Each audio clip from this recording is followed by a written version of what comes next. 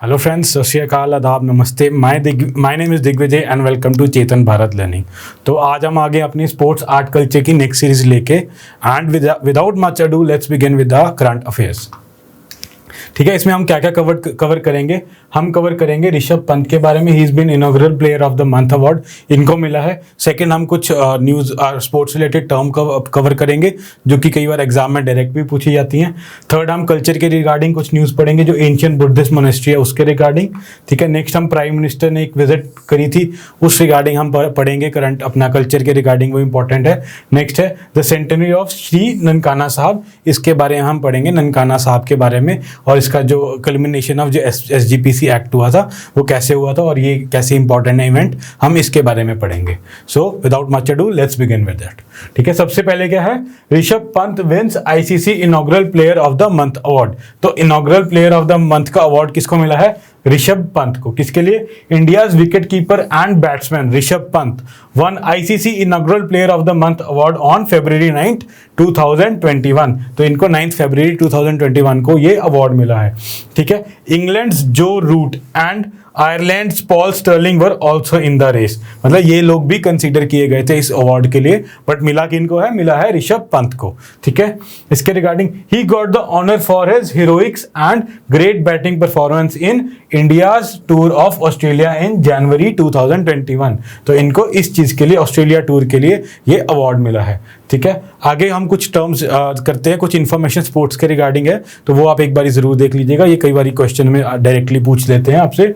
67th chess grand master of India, हम ये किसको कहते हैं? हम ये कहते हैं लियोन मेंडोनका, इनका नाम है Leon Mendonca, he is the 67th chess grand master of India.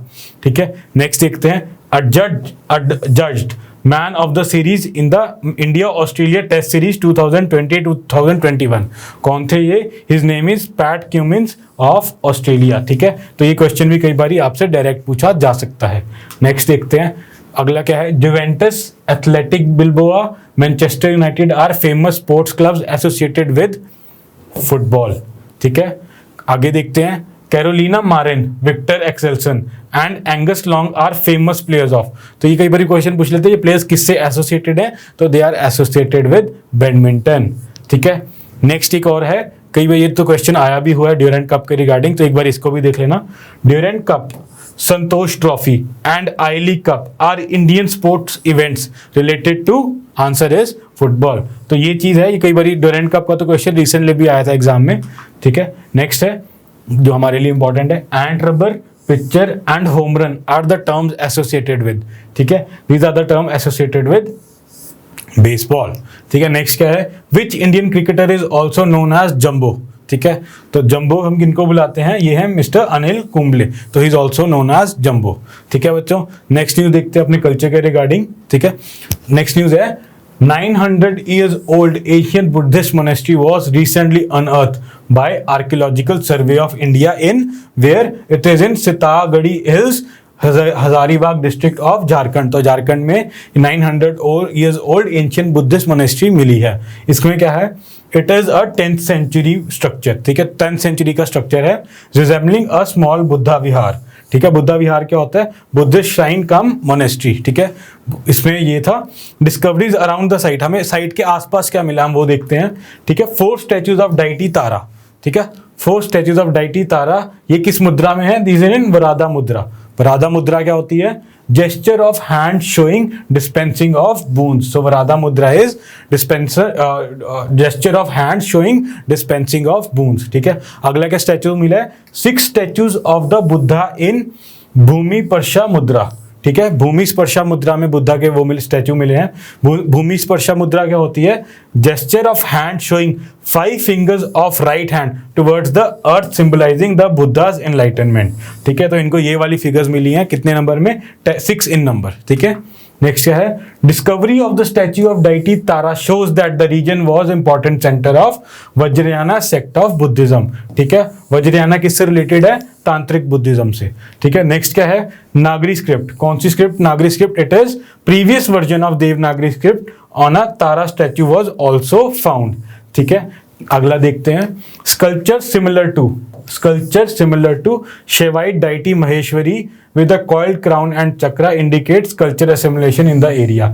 ठीक है, तो बुद्धिस्ट साइड में क्या क्या मिला इनको, शेवाइट जो है डाइटी मिली है, उसका क्या रिप्रेजेंट क्या हो रहा है कि वहाँ कल्चरल असिमिलेशन भी था, मतलब बिसाइड्स बुद्धिस्ट लोग कल्चरली जो शिवाइट लोग जो मानते थे शैविज्म को, वो भी वहाँ मिले हैं। ठीक है, नेक्स्ट न्यूज देखते हैं बच्चों, prime minister made visit to Shiv Sagar Jerenga Pothar in Assam. ठीक है, which has historical significance related to Ahom kingdom. ठीक है, तो प्राइम मिनिस्टर मोदी जी ने वहां विजिट किया था और इनका अहोम किंगडम से सिग्निफिकेंस है। तो लेट्स रीड न्यूज क्या कहती है। न्यूज कहती है शिव सागर, ठीक है, Shiva Sagar, that is precisely Shiva Sagar, formerly known as Rangpur, was the seat of the powerful Ahom dynasty. ठीक है, अहोम डायनेस्टी की एक पावरफुल सीट थी, who ruled Assam for 6 centuries, that is 1228 to 1826। तो अहोम डायनेस्टी जड़ी थी उसने यहाँ पे रूल किया है। ठीक है, नेक्स्ट क्या है, Jerenga Pothar in Shiva Sagar town is popularly connected to the valours of 17th century Ahom princess, क्या नाम है उनका, Joymati. She was the wife of Ahom's prince Gadapani. ठीक है, तो ये अहोम किंगडम के बारे में थोड़ी सी न्यूज है। अब हम नेक्स्ट न्यूज देखते हैं, रिसेंटली द सेंटेनरी ऑफ, मतलब उसको 100 साल हो चुके हैं, Nankana Sahab massacre popularly known as Saka Nankana Sahib was marked. This agitation was a big leap in the gurdwara reform act. ठीक है, तो इसको 100 साल हो गए थे, तो रिसेंटली ये न्यूज़ में था। इसके रिगार्डिंग हम पढ़ेंगे कि क्यों ननकाना साहब इंपॉर्टेंट है, या क्या मैसेकर में क्या एक्ट हुआ था। ठीक है, ननकाना साहब मैसेकर के बारे में हम पढ़ेंगे। Let's see. In February 1921, a band of more than 100 Sikhs were brutally killed by Narayan Das, that is the Mahant of Nankana Sahab। ठीक है, तो 100 सिख हैं वहां मारे गए थे। ठीक है, and his army। ठीक है, द बर्थ प्लेस ननकाना साहब क्या है, it is the birth place of Guru Nanak Dev ji. ठीक है, अगला क्या है इसमें, the news of this Holocaust shocked the country, and to hail this non-violent resistance by Sikhs of the Indian National Congress, they also protested, and Indian National Congress ने क्या किया, they passed a resolution in the Gaya session in December 1921। तो उन्होंने भी इस चीज को oppose किया। इसका आगे क्या कल्मिनेशन होता है, इसके कल्मिनेशन में एसजीपीसी के एक्ट बनते हैं। लेट्स सी फर्दर क्या कहते हैं।